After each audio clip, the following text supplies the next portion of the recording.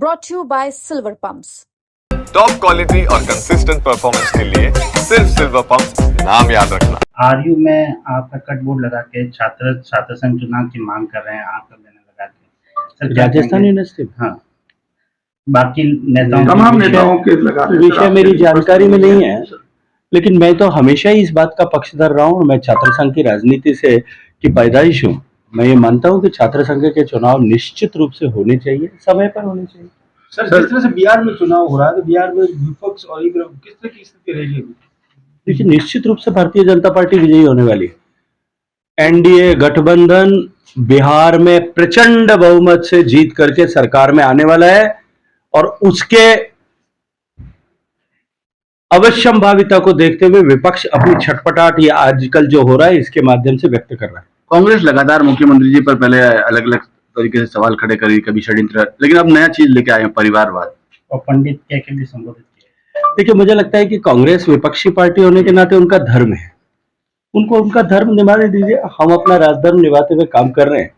देश और प्रदेश दोनों की डबल इंजन सरकार राजस्थान की प्रगति और देश को विकसित बनाने के लिए, देश की विकास की इस यात्रा में, इस अमृत काल में राजस्थान विकास का ग्रोथ इंजन बने, इसके लिए माननीय भजनलाल जी के नेतृत्व में सरकार कटिबद्ध है और पूरे प्राण और प्रण की ऊर्जा के साथ में काम कर रही है। सर, गुरु पूर्णिमा है तो हम चाह रहे हैं कि आप देखिए, निश्चित रूप से ऐसे सभी लोग,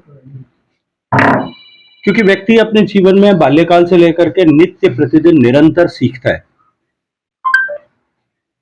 और व्यक्ति का विकास तभी तक होता है जब तक उसके सीखने की इच्छा और लालसा बनी रहती है। इस गुरु पूर्णिमा के अवसर पर ऐसे सारे लोग बचपन से लेकर के आज तक, जिन लोगों ने, क्योंकि ऐसा कहते हैं माता प्रथम गुरु होती है, वहां से लेकर के आज तक जिन लोगों से भी कुछ भी सीखने का अवसर मिला, उन सब के प्रति कृतज्ञ भाव से श्रद्धा व्यक्त करते हुए, मैं तो मेरे सारे गुरुओं जिन्होंने मुझे कुछ सिखाया है, सामाजिक क्षेत्र में, राजनीतिक क्षेत्र में, पारिवारिक क्षेत्र में, व्यक्तिगत रूप से, उन सब के श्री चरणों में प्रणाम करते हुए केवल एक आशीर्वाद चाहता हूं कि ये विद्यार्थी भाव विनम्रता के साथ हमेशा बना रहे। सर, मल्लिकार्जुन खड़गे जी ने साउथ में जो सीएम के दावेदारी को लेकर ये बयान दे दिया कि आला कमान तय करेगा, जबकि अध्यक्ष तो वही है। तो इस बयान को आप किस तरह से देखते हैं? देखिए, पार्टी इस बारे में मुझे लगता है कि कहीं कोई संशय की स्थिति नहीं है। कांग्रेस पार्टी में अध्यक्ष चाहे कोई भी हो, आला कमान एक परिवार मात्र होता है और कांग्रेस पार्टी के राष्ट्रीय अध्यक्ष की परिवार के सामने क्या हैसियत है ये सब लोग जानते हैं। ये तो केवल पार्टी तक का विषय है।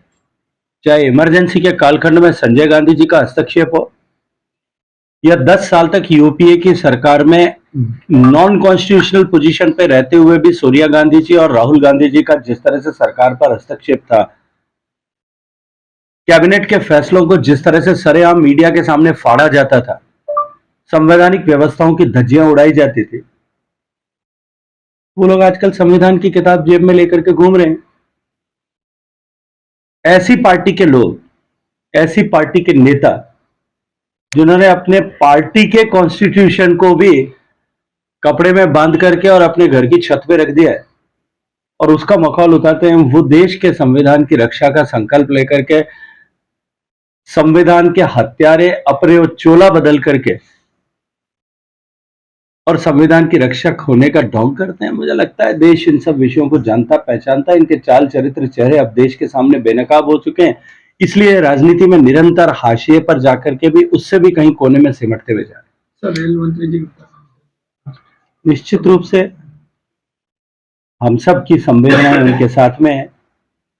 मेरा उनके परिवार के साथ बहुत पुराना विद्यार्थी काल के समय का नाता रहा। स्वर्गीय देवलाल जी ने हमेशा मुझे पुत्रवत स्नेह दिया और अनेक अवसरों पर उन्होंने परिवार के किसी विषय को लेकर के मुझे, उन्होंने अश्विनी वैष्णव जी को जितने उन्होंने भरोसा किया उतना ही भरोसा मुझ पर किया। अश्विनी जी निश्चित रूप से व्यथित हैं, उनका परिवार व्यथित है, लेकिन मुझे भी ऐसा लगता है कि मैंने अपने एक परिवार के वरिष्ठ सदस्य को खोया है, अपने पितृतुल्य सदस्य को खोया है। नम आंखों से उनको श्रद्धांजलि देते हुए परिवार की संवेदना के परिवार के लिए कष्ट की इस घड़ी में हम सब उनके साथ संवेदना व्यक्त करने के लिए साथ हैं।